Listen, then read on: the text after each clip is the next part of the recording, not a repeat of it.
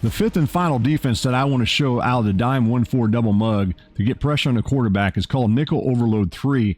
Now this one, again, much like the other defense I just showed as far as the nickel 2 trap, you're still going to get pressure on the quarterback without making any pre-snap adjustments. Now this particular defense, the pressure is going to come from the same guy, which is going to be this defensive back right there. He's going to come from the outside. And there's some things we can do here in just a second. I'll show you to get that pressure on the quarterback. So right there you can see without making any pre-snap adjustments, he can get to the quarterback. And again, some of the things you can do with this one is you can always bring him to the inside if you so choose. Try something like that and see if you can get some pressure coming off the A gap or through the A gap, but through the C gap or coming from the outside. So again, you just want to take control of him right in this area here. Just bring them in, slide them in. It kind of tips off your hand a little bit, unless of course you scheme around some of the other zone plays in the game. And there we get some pressure from the outside. Of course, the other thing would be, which I talked about with the nickel 2 trap, is that what you can do here is the same thing here. You can call QB contain, bring him to the inside if you so choose, and do that same setup like that, and then you get that outside pressure there. So those are some things you can do.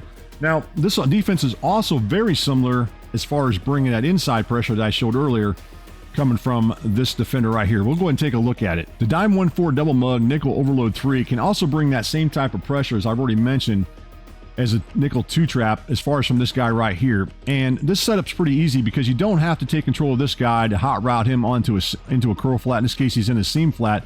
But you do need to take control of this guy right here, and you need to hot route him into something. I'm going to hot route him into the hook curl. I think that works the best with this particular defense. And then what I like to do with this particular setup, I like to bring this guy over a little bit. This is that dime back. And then I'm just going to simply look to get pressure coming from this guy here. Now you can switch off to somebody else. I'm going to do what I did earlier, and I'm going to tap down that A button as I come in and get that pressure on the quarterback pretty quick here. See right there, I'm trying to get in there.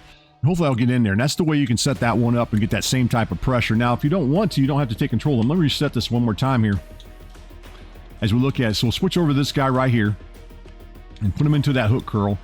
And then we're going to slide this guy in as you look at your screen, and then we'll switch back over him.